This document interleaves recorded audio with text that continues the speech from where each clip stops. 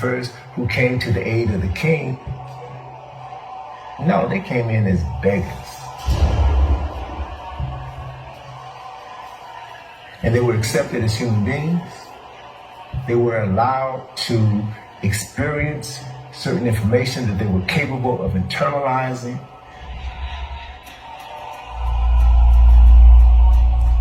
When Judaism is born, it is born after the invasion into Africa by the Hyksos.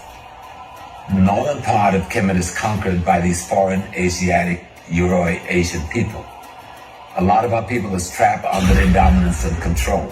They came out of Canaan, okay, which at the time were ruled by black folks. So these are Asiatics who've migrated from the foothills and the mountains, the Caucasus Mountains, and deep in the interior, have migrated down.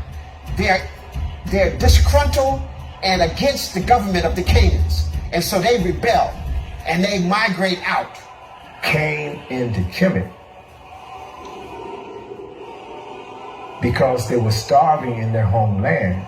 When the Africans come back up from the south, out of the Sudan, and retake Kemet from them, an element of our people who had been acculturated under the culture of the enemy engaged in a civil war against the Africans who have come to restore African tradition.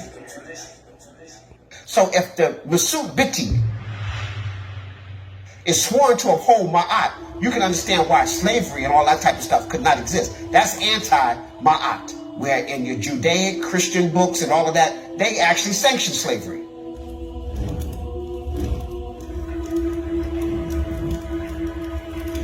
Okay, not in any Kemetic book, okay? So I need to say that Ma'at, slavery would be anti-Ma'at.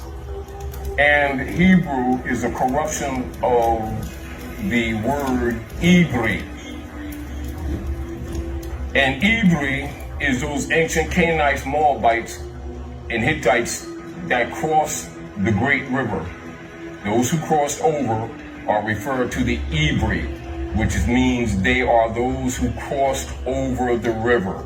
It's not a people, it's a history and an action. So they take fragments of the tradition that they can remember and formulate their own system.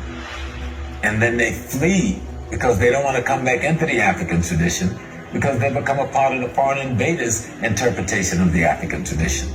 They took these stories literally, never understanding that what they actually represented was Earth's relationship with celestial bodies, Earth's relationship with electromagnetic energy that allowed for specific things to take place on the planet. And then they went back home with concepts which they used to lift themselves up out of the state of a barbarian. And so they go into a land called Canaan and conquer and massacre many people there to set up a kingdom of their own.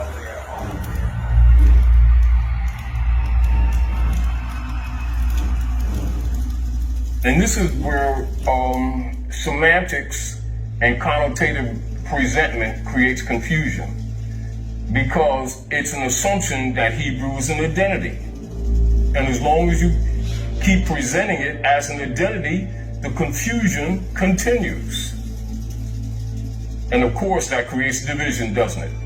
And then people use it against people by telling them that it's a religion, which is another falsehood. So you can see how semantic and connotative linguistics has destroyed the people, made them divided against each other, and don't know the difference between pedigree, action, and lineage.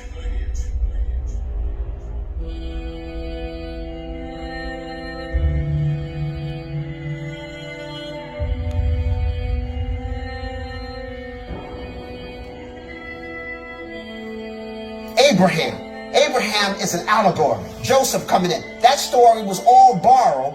We have something called the Waj of Yebu, which they call the famine text. And in the famine text, the story of Joseph is right there. You get the whole story of Joseph coming in, the 7-day famine.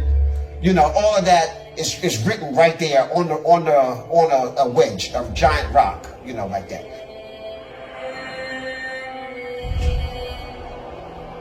Moses, that whole myth comes from a Asiatic story from the Babylonians. Judaism emerges, even in their own metaphor, out of Egypt.